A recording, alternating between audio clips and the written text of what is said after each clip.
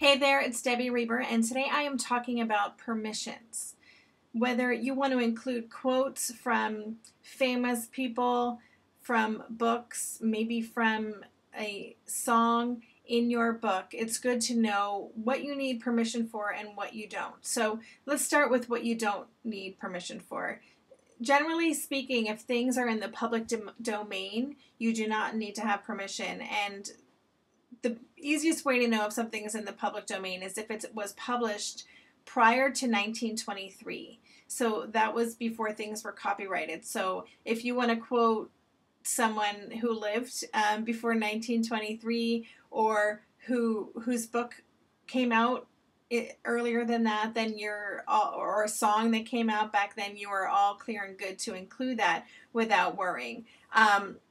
You also don't necessarily need permission if you're just mentioning the title of a book, or you're including a very short quote that's from the book and you're attributing it to that author. You should be okay. It's something called fair use, and this is where things get a little murky. There's no concrete way. A lot of it goes into your intention and how it was used and how much of it was used. But typically, if you're using a small quote and you're attributing it to the source and you're citing things properly, you should be pretty good if you're not kind of going overboard and making another person's copyrighted work a big part of your work, which you want to copyright. Again, if you're not sure, I say try to get a permission, and that might mean writing directly to the author or the person who said the quote and say, hey, I would love to include this quote or these quotes in my book. Do I have your permission? And just ask them to sign a simple permission form. It doesn't have to be anything too extensive, and you can find sample permission forms online. And if you're working with an agent, or a publisher, they would be able to supply you with those kind of standard templates. The one thing that you should be aware of is song lyrics.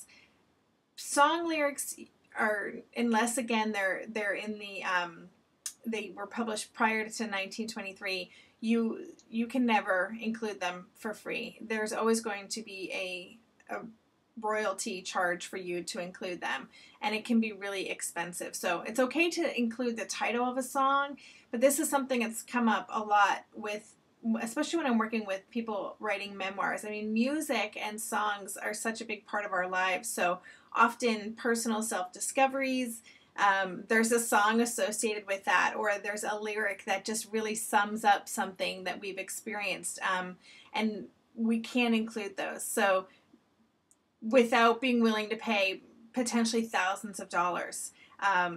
So the kind of workaround for that is to, mention the name of the song, and you can paraphrase the gist of what that song means for you. But that's the one area that you need to be really careful when it comes to permissions.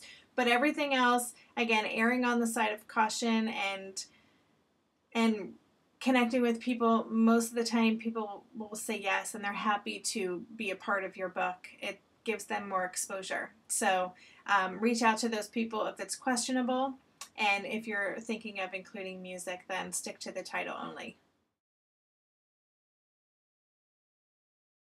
Tune in tomorrow when I talk about how to handle writing about other people if you're writing a memoir. What are your responsibilities as an author? Until then, bye!